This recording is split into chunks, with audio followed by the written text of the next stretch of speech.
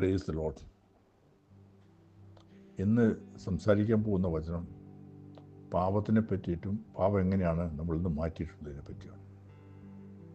വളരെ ധ്യാനത്തോടുകൂടി നിങ്ങൾ ഇത് ശ്രവിക്കുക. ദൈവം ഒരാത്മാവായതുകൊണ്ട് യോഹന്നാൻ സുവിശേഷത്തിലെ 4:24 പ്രകാരം ദൈവപ്രവൃത്തികൾ മുഴുവൻ നടക്കുന്ന ആത്മാവിനാണ്.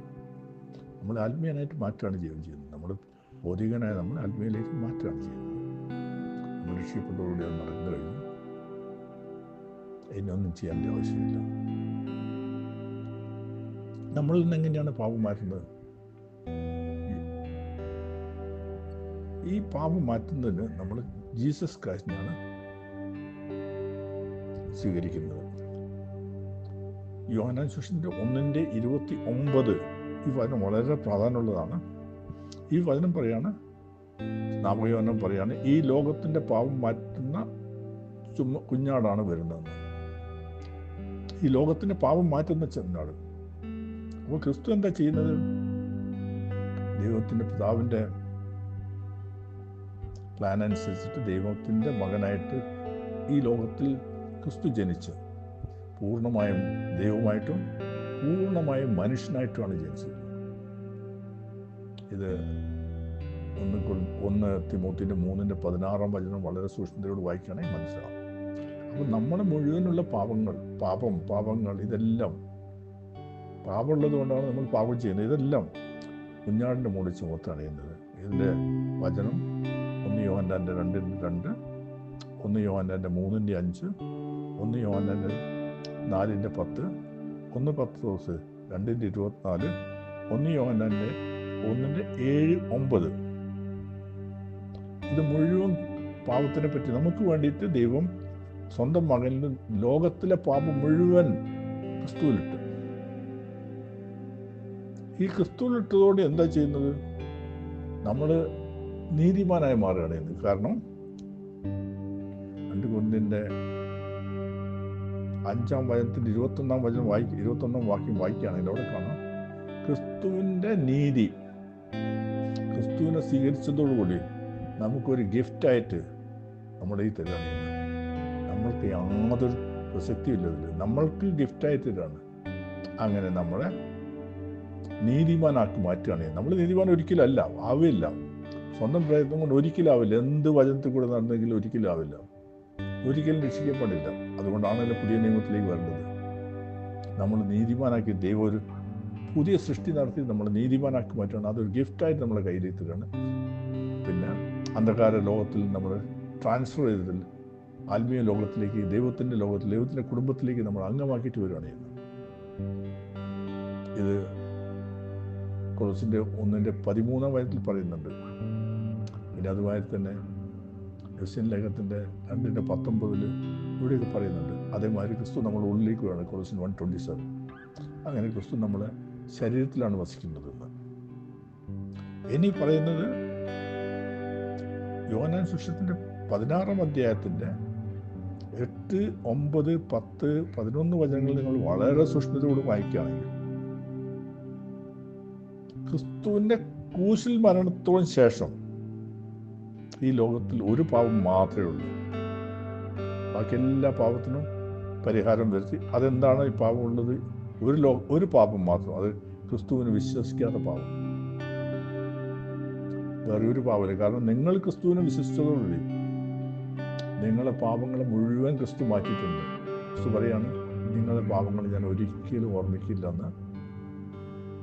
ഈ എബ്രായ ലേഖനത്തിൻ്റെ 8:12, 10:17 പറയുന്നുണ്ട്. ഒരിക്കലും ഓർക്കില്ല. നമ്മളെ പാപം കഴുകിക്കഴിഞ്ഞ് എന്നേക്കുമായി കഴുകിക്കഴിഞ്ഞു. കാരണം നമ്മുടെ പ്രതിനിധിയായിട്ടാണ് ക്രിസ്തു ഈ ലോകത്തിൽ ക്രൂശിൽ മാറിയത്.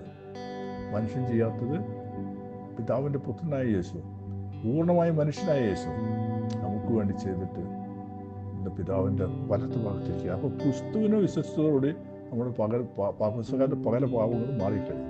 പക്ഷേ നമ്മുടെ ദേഹത്തിലും പാപം ഇനിയുണ്ട്. ഒരു കമ്പ്യൂട്ടറിൻ്റെ മാതിരി ഒരു പ്രോഗ്രാം ചെയ്തിട്ടുണ്ട്. ആ പ്രോഗ്രാം അവിടെ കിടക്കും. അത് നമ്മൾ ആ പ്രോഗ്രാം ഡിലീറ്റ് ചെയ്തുകൊണ്ടിരിക്കണം. അതാണ് റോമാലേഖനത്തിൻ്റെ 12:1-2 വരുന്നു. ഒന്നാമത്തെ വചനം പറയുക, നമ്മളെ ഒരു ജീവനുള്ള യാഗമായി അർപ്പിക്കുക. ജീവനുള്ള യാഗം എന്ന് പറഞ്ഞിട്ടുണ്ടെങ്കിൽ നമ്മൾ ജീവിക്കുന്ന മനുഷ്യനല്ലേ, നമ്മൾ മരിക്കുന്ന പെട്ടെന്നൊന്നും മരിക്കില്ലല്ലോ. അപ്പോൾ നമ്മൾ പ്രാർത്ഥിക്കുന്ന സമയത്ത് അല്ലെങ്കിൽ ദൈവത്തിനോട് പറയാണ്, ഞാൻ എന്നെ അർപ്പിക്കുകയാണ്, കംപ്ലീറ്റ് ആയിട്ട് സബ്മിഷൻ, ഞാൻ എന്നെ അർപ്പിക്കുകയാണ്. ഇത് നിത്യം ചെയ്തുകൊണ്ടിരിക്കുന്നു. കാരണം ആ ജീവനുള്ള യാഗം ഒരു സാധാരണ യാഗമാണെങ്കിൽ ആ യാഗവസ്തു മരിക്കും, അതിനുശേഷമാണ് അവിടെ അർപ്പിക്കുന്നത്. പക്ഷെ ഇതല്ല, നമ്മൾ മരിക്കുന്നില്ലല്ലോ. അപ്പം ദൈവമായിട്ട് ഒരു കണ്ടിന്യൂസ്ലി നമ്മൾ അർപ്പിക്കണം നമ്മളെ. രണ്ടാമത്തെ പറയാണ് മനസ്സ് പുതുക്കുക.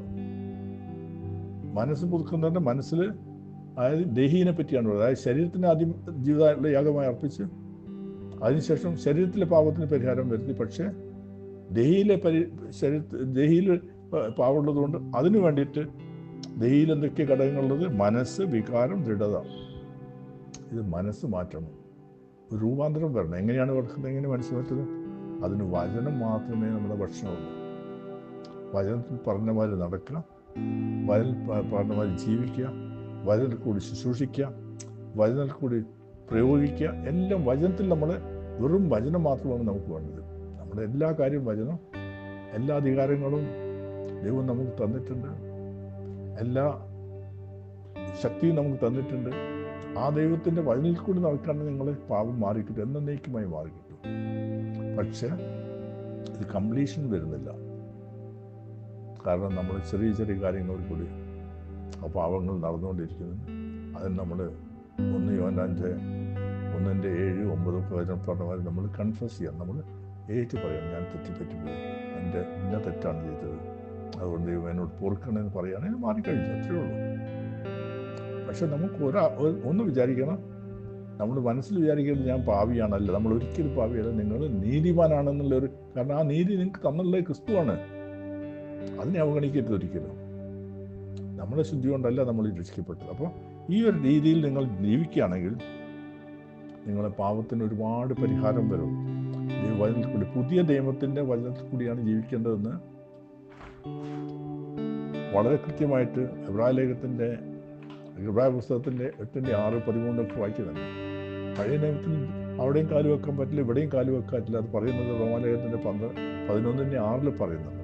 അപ്പോൾ അതുമാതിരി ജീവിക്കുക, അതുമാതിരി. കാരണം ഒരു പഴയ നിയമത്തിൽ പറ്റാത്തത് കൊണ്ടാണല്ലോ പുതിയ നിയമം വരുന്നത്.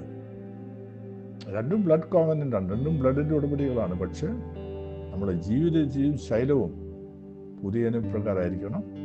ഇങ്ങനെ ജീവിക്കുകയാണെങ്കിൽ നമുക്കൊരു ശരീരം കിട്ടുന്ന, ഒരു പ്രത്യേക ശരീരം കിട്ടുന്ന ദൈവത്തിന് നമ്മൾ ഉയർത്തുന്ന സമയത്ത് ആകാശത്തിൽ വന്നിട്ട്, അപ്പോൾ അതിനൊരു ഗ്ലോറിഫൈഡ് ബോഡി എന്ന് പറയും. ആ ബോഡി കിട്ടുന്നവരെ നമ്മൾ പാവം ഉണ്ടായിക്കൊണ്ടിരിക്കും, ശരീരത്തിൽ ധൈര്യം മാറ്റിക്കൊണ്ടിരിക്കണം. ഈ ദൈവം നിങ്ങൾക്ക് പ്രയോജനപ്പെട്ടുവെന്നും നിങ്ങൾ ഒരുപാട് ഇത് രൂപാന്തരപ്പെടുത്തുമെന്നും ഞാൻ വിശ്വസിക്കുന്നു, ഞാൻ ആഗ്രഹിക്കുന്നു.